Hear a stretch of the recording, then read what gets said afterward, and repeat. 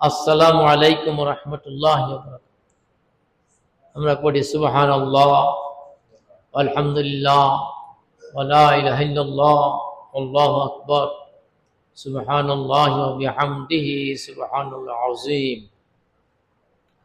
আলহামদুলিল্লাহ, আল্লাহ রাব্বুল আলামিনের শাহী দরবারে কোটি কোটি বার প্রশংসা, হামদ এবং সানা, কোটি কোটি বার সালাত এবং সালাম সাইয়্যিদুল মুরসালিন আল আম্বিয়া আল কাউনাইন আল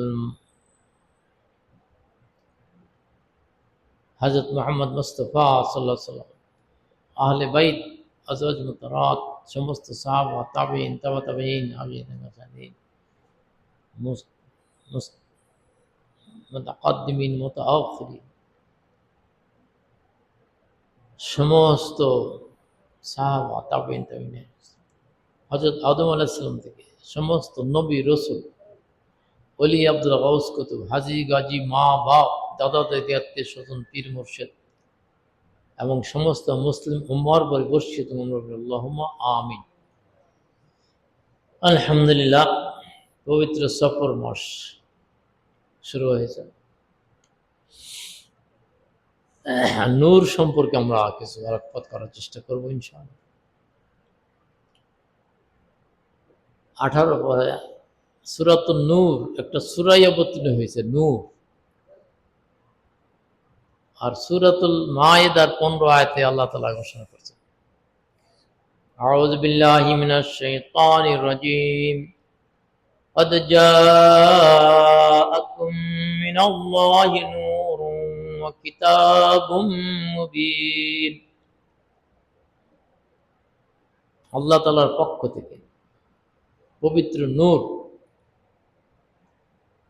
স্পষ্ট আল্লাহর পবিত্র বাণী নিয়ে তোমাদের মাঝে সমাগমন করেছে। এই নূর এখন কাকে?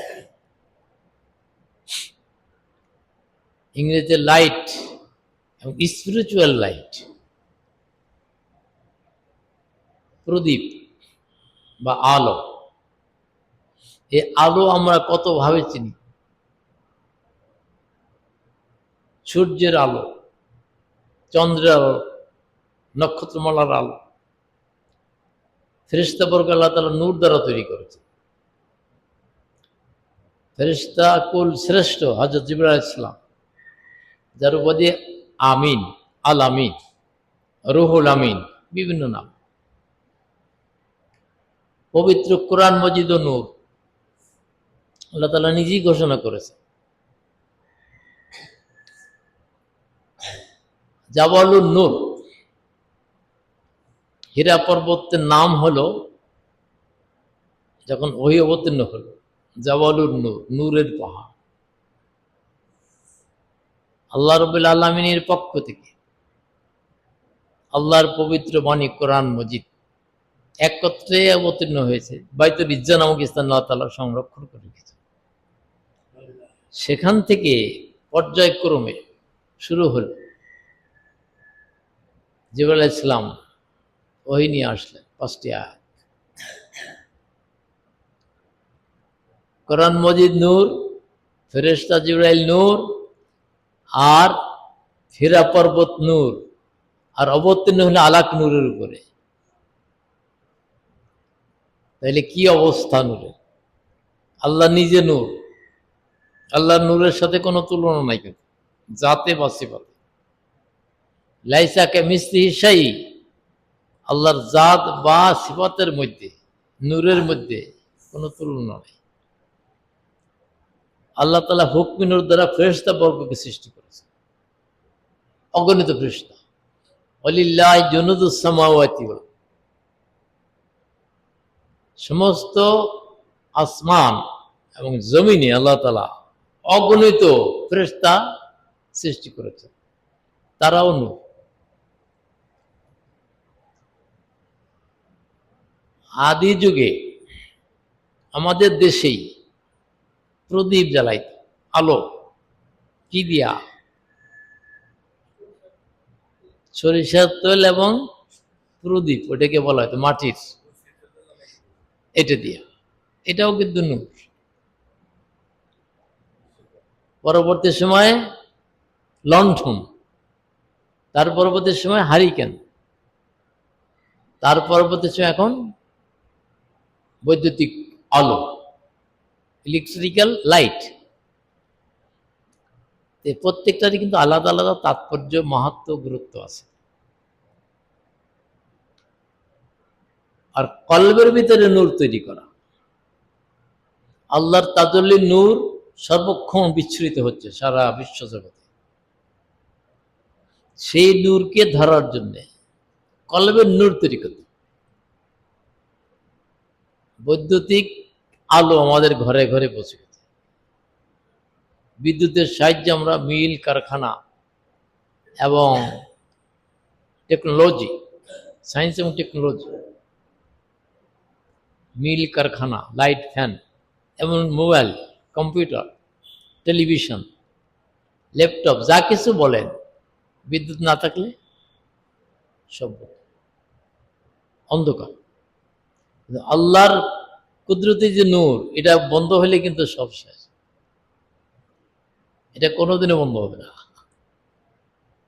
ওয়াল আউয়াল ওয়াল আখির ওয়াজ যাহির ওয়াল বাতিন, সূরাতুল হাদীদের মধ্যে আল্লাহ দিয়ে, তিনি আদি, অনন্ত, তার নূরও আদি এবং অনন্ত, এর সঙ্গে কোনো তুলনা করা যাবে না। আর আল্লাহ তাআলা কুদরতি নূর দ্বারা আল্লাহ তাআলা তৈরি করেছেন নবী রাসূলদের, সেটা তুলনা করা যাবে না। বিশেষ করে বিশ্ব নবী সাল্লাল্লাহু আলাইহি ওয়াসাল্লাম আল্লাহর পক্ষ থেকে নূর, রাসূল করিম সাল্লাল্লাহু আলাইহি ওয়াসাল্লামের নূরের সঙ্গে অন্য কোনো নূরের তুলনা করা যাবে না। হুকমি নূরের মধ্যে রাসূল কাযম নিজেই বলেন, বুখারী শরীফে, আইয়ু মিসলি শাই, আমার মতে কে আছে? রাসূল নিজেই কিন্তু ঘোষণা দিয়েছে বুখারী শরীফ, আমার মতো কে আছে? কেউ নাই। সাহাবারা তো কোনো জবাব দেন নাই। হ্যাঁ, আমরা তো জবাব দেওয়া শিখছি খালি। বাপরে বাপ, কত পণ্ডিত!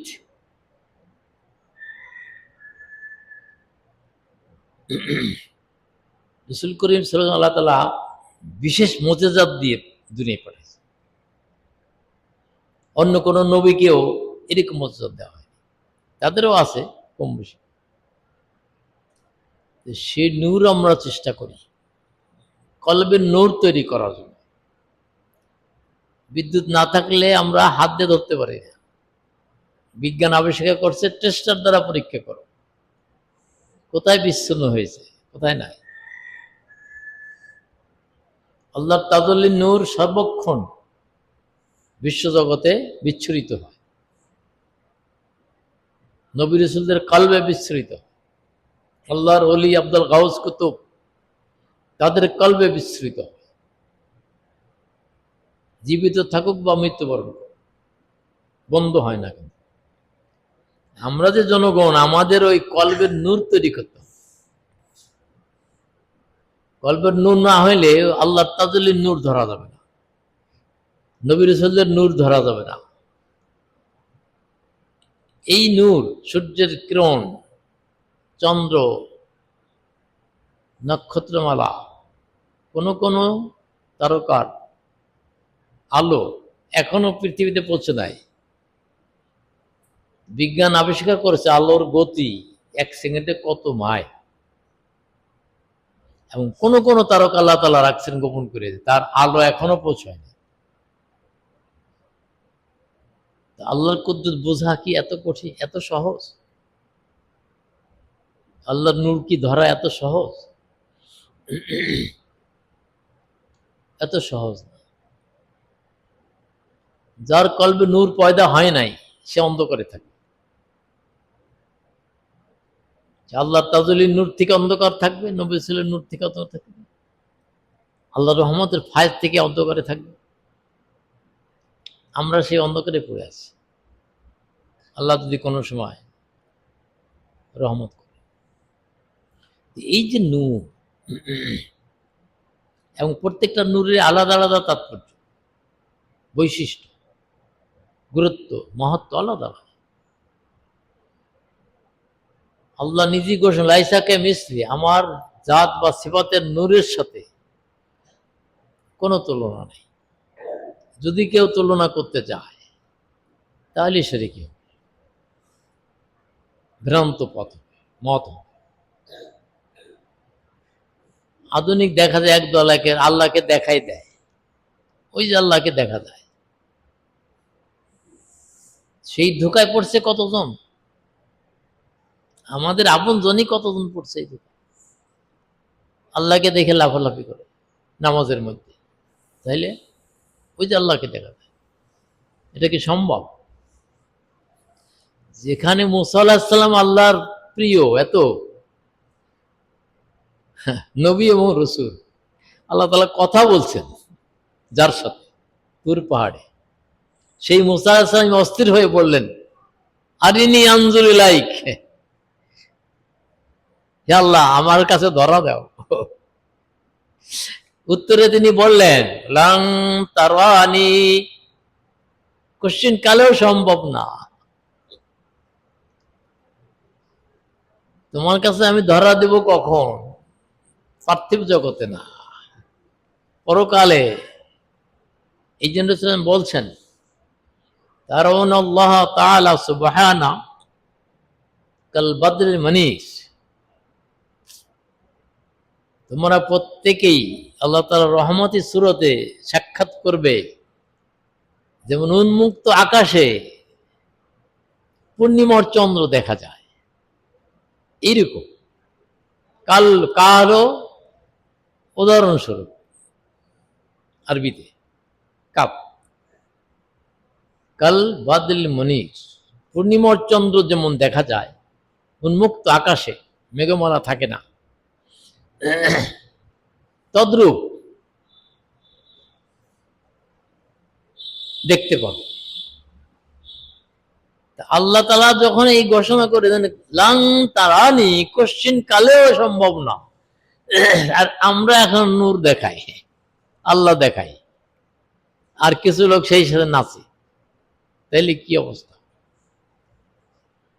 এই জন্য ভ্রান্ত পথ থেকে দূরে থাকতে, আল্লাহর কাছে পানা চিত, মাজ আল্লাহ, আল্লাহ আমাদের পানা দেন।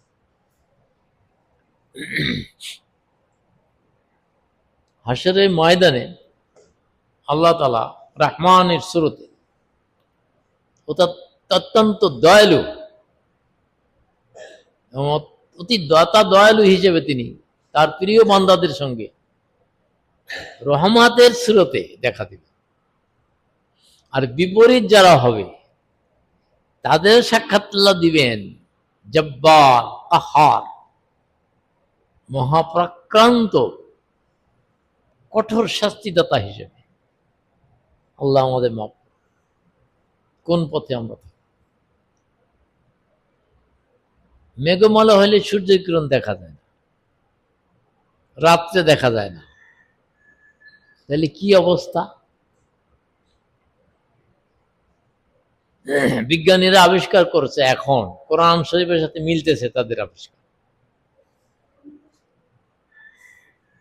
সূর্য প্রদক্ষিণ করে পৃথিবীর চতুর্দিকে। এই জন্যে প্রথম বিজ্ঞানী যিনি এটা আবিষ্কার করেছেন তাকে ফাঁসি দিছে, তারা ফাঁসি দিছে পাদ্রীরা। কেন সেই কথা বলে?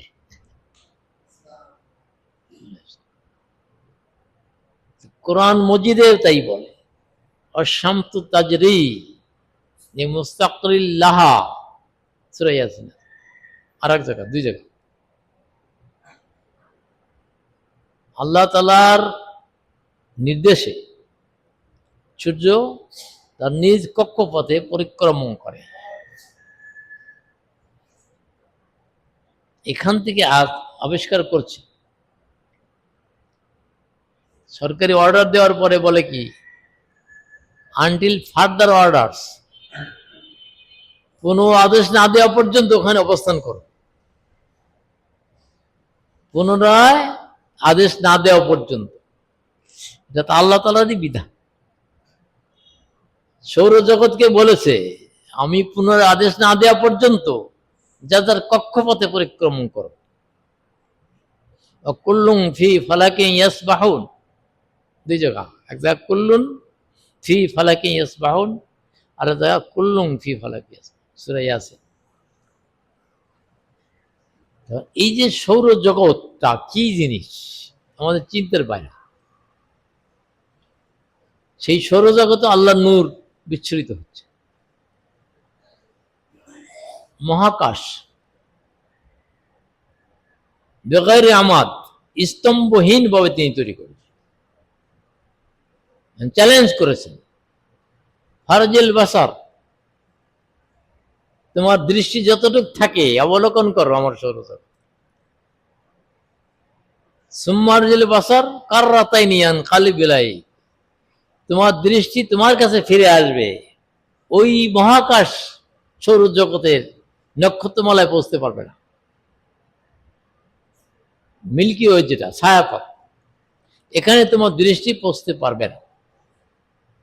আল্লাহ তাআলা আর রহমানেও চ্যালেঞ্জ করেছে যে তোমাদের যদি শক্তি থাকে ফান ফুজু, আমার আকাশ থেকে আমার রাজত্ব থেকে বের হয়ে যাও। লা তানফুজুনা ইল্লা বিসুলতান, কখনো তোমরা বের হতে পারবে না আল্লাহর রাজত্ব ছাড়া। সুবহানাল্লাহ। আল্লাহর নূরের বাইরে তো থাকতে পারে না কেউ, সেই নূর ধরতো, ক্যাচ করত, কলবের নূর তৈরি করত। এই জন্যই তরিকতপন্থী হতো। নিজে যত বড় জ্ঞান বুদ্ধি আল্লাহ তাআলা দান করো, যত বড় ডিগ্রি দেওয়া হোক, সেটার দ্বারা কলবের নূর তৈরি হয় না। কারণ সূরাতুত তাওবা 119 আয়াত আল্লাহ তাআলা ঘোষণা করেছেন, ইয়া আইয়ুহাল্লাযীনা আমানু তাকুল্লাহ ওয়া কুনু মা'আস সাদিকিন। তোমার কলবে নূর তৈরি করার জন্য তুমি একজন শায়েখ, একজন পীর মুর্শিদ সহবতে থাকো। দেহের চিকিৎসার জন্য আমরা কত জায়গা দৌড়াই, বিভিন্ন জায়গায় দেহটাকে সুস্থ করার জন্য, কিন্তু রুহকে সুস্থ করার জন্য তো কোনো জায়গায় দৌড়াই না। রুহ সুস্থ না অসুস্থ তাই তো বুঝি না। রুহ কিন্তু অসুস্থ। আল্লাহ তাআলাই কোরআন মজিদে ঘোষণা দিয়েছে, সূরাতুল বাকারা 10 আয়াত, ফি কুলুবিহিম মারাদুন ফাযাদাহুমুল্লাহু মারাদা। কুফরীতে তার অন্তরকে ঘিরে ফেলছে, এবং সেই অন্তঃকরণ যদি সুচিকিৎসায় আলোকিত না হয়, ফাযাদাল্লাহ, আল্লাহ আরো বাড়ায় দেন, সেটা আরো বাড়ায় দেন, বৃদ্ধি করে দেন। আমরা এখন কোন মতে জাগতিক যে হায়াত, এই হায়াতের মধ্যে কাজকর্ম করতে, আর দুনিয়া মাজরাতুল আখিরা, দুনিয়াটা আখিরাতের শস্য ক্ষেত, যে বসে থাকলে হবে না। এই জন্য আমাদের আখিরাত কল্যাণ, এই যে আমরা প্রায় আল্লাহ তাআলা শিক্ষা দিয়েছে, আমরা পড়ি বিসমিল্লাহির রহমানির রহিম, রব্বানা আতিনা ফিদ দুনিয়া হাসানা ওয়া ফিল আখিরাতি হাসানা ওয়া কিনা আযাবান নার। আল্লাহ তাআলা শিক্ষা দিয়েছেন দুনিয়ার কল্যাণ। আগে দুনিয়া, সেই দুনিয়াটা কিরকম, মত্ত হয়ে না, দুনিয়ায় মত্ত হওয়া যাবে না, কিন্তু কল্যাণ কামনা করতে, কল্যাণের জন্য বিচরণ করতে হবে সারা বিশ্বে।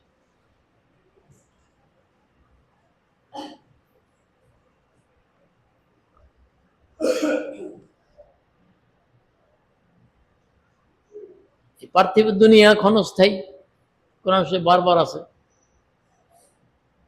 ওয়াল আখিরাতু খায়রুন ওয়া আবকা। দুনিয়া যে ক্ষণস্থায়ী, আখিরাত চিরস্থায়ী। দুনিয়াতে যে কল্যাণ কামনা অর্জনের জন্য চেষ্টা করা, প্রচেষ্টা চালানো, এটা আমাদের করতে। আবার আখিরাতের কল্যাণের জন্য অফিল আখিরাতে হাসানা, আখিরাতের কল্যাণ সেটা কিন্তু চিরস্থায়ী। এই দুনিয়া আখিরাতের শস্য ক্ষেত, সেই দুনিয়ায় যদি আমি এই শস্য খেতে ফসল ফলাইতে না পারি, কল্যাণ অর্জন করতে না পারি, সওয়াব অর্জন করতে না পারি, নূরকে অর্জন করতে না পারি, কবর কিন্তু আলোকিত হবে না। কবরে যখন শোয়াই দিবে, সে কবর কারোর জন্য আলোকিত হবে নূর, আর কারোর জন্য অন্ধকার, দারুল মেওয়ান, দোজখের গর্ত। কারণ সেই কবরকে আলোকিত করতে হলে দুনিয়া দরকার, যেহেতু দুনিয়া আখিরাতের শস্য ক্ষেত। চোখ বন্ধ হয়ে গেলে আপনার আমল সব বন্ধ। কিন্তু দুনিয়ায় মত্ত হওয়া যাবে না, দুনিয়ার লোভ করা যাবে না। এই লোভ তরিকতপন্থী লোকদের পীর মাশায়েখ এই জিকির শিখায়, লা হিরসা ইল্লাল্লাহ, আল্লাহ ছাড়া কোনো লোভ নেই। আল্লাহর নূর অর্জন করা, আল্লাহর প্রেম অর্জন করা ছাড়া আর কোনো লোভ নাই। দৃশ্যমান জিনিসের প্রতি লোভ আর অদৃশ্যমান জিনিসের প্রতি লোভ। যে জিনিস দেখা যায় না তার প্রতি লোভ। দুই লোভের জন্যই সংশোধন করতে, আত্মশোধন, সব লোভ বাদ দিয়ে একমাত্র লা হিরসা ইল্লাল্লাহ, লা তামা ইল্লাল্লাহ, আল্লাহ ছাড়া কোনো লোভ আমার অন্তরে নেই। দুনিয়ায় আমি হাসিল করব, আল্লাহ তাআলা যতটুকু দেয়, দুনিয়ার সম্পদের প্রতি আমার লোভ থাকবে। কোরআন শরীফে বারবার কিন্তু আছে, আল্লাযীনা ইউমিনুনা বিল গায়বি ওয়া ইয়াকিমুনাস সালাতা, সালাত কায়েম করে, ঈমান আনে, ওয়া ইনফিকু মিম্মা রাযাকনাহুম, আমি যা তাদের দান করেছি সম্পদ, সেই সম্পদ আমার নির্দেশে ব্যয় করে। সম্পদ আপনাকে আল্লাহ তাআলা দিয়েছেন, সাহেবে নিসাব, হজ, পবিত্র হজ, নামাজ যেমন ফরজ, হজও ফরজ, যাকাতও ফরজ, যাদের ধন সম্পদ আল্লাহ তাআলা দান করে।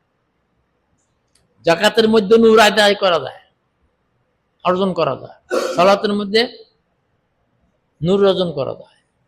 হাকিকাতুস সালাত কোনটা? এই যে আমরা আসিয়ার যাই, অনেকে ওযুটাই তো জানি না ঠিক, ওযু কিভাবে করতে, পবিত্রতা কিভাবে অর্জন করতে, মসজিদে আসলাম কিভাবে তাকবীর তাহরিমা বাঁধতে হবে তাও তো অনেকে জানি না। আইসে কিন্তু এগুলো তো শেখা দরকার, এগুলো তো ওয়াজে শেখানো যায় না। কার কোনটা দরকার? বাজার, সওয়াবের বাজার বা মেলা, এই যে প্রত্যেকটা মসজিদ আজকে মেলা, আল্লাহকে রাজি খুশি করার জন্য, রাসূল করিম সাল্লাল্লাহু আলাইহি ওয়াসাল্লাম বেশি বেশি করে সালাত সালাম পাঠ করার জন্য যে মেলা। আমরা তো খেলার মেলায় যাই, এক্সিবিশন, কৃষি মেলায় যাই, বিজ্ঞান মেলায় যাই। এই যে আজকে শুক্রবার, আজকে মুসল্লিদের জন্য আল্লাহর সঙ্গে সম্পর্ক স্থাপন করার মেলা, সালাত সালাম পাঠের মাধ্যমে রাসূল করিম সাল্লাল্লাহু আলাইহি ওয়াসাল্লামের সাথে সম্পর্ক স্থাপন করার মেলা আজকে। কিন্তু আমরা তো এই মেলায় আসি না। ওই মেলায় তো আগে দৌড়ে যায়, কোনটা আগে কিনবো। আর এক মেলা আছে জুয়া হাউস ইত্যাদি, এটা হারাম। ওই মেলাটা একেবারে সম্পূর্ণ। এই জন্যে যে নূরের কথা আমরা বলতেছিলাম, সময় তো নয় আসছে। নূর পয়দা হওয়ার জন্য কলবে আগ্রহ পয়দা হতো, তৃষ্ণা পিপাসা লাগতে হবে কলবে। হযরত ইমাম হযরত উসমান গনি রাদিয়াল্লাহু আনহু আরব দেশে কত বড় ধনী ছিলেন। উসমান গনি বলা হয় তাকে। গনি মানে কি? ধনী। আরো কয়েকজন সাহাবা ছিলেন। কিন্তু যখন আল্লাহ তাআলার পক্ষ থেকে, রসুলের পক্ষ থেকে ডাক দেওয়া হলো, জিহাদে দান করো, অকাতরে দান করছেন।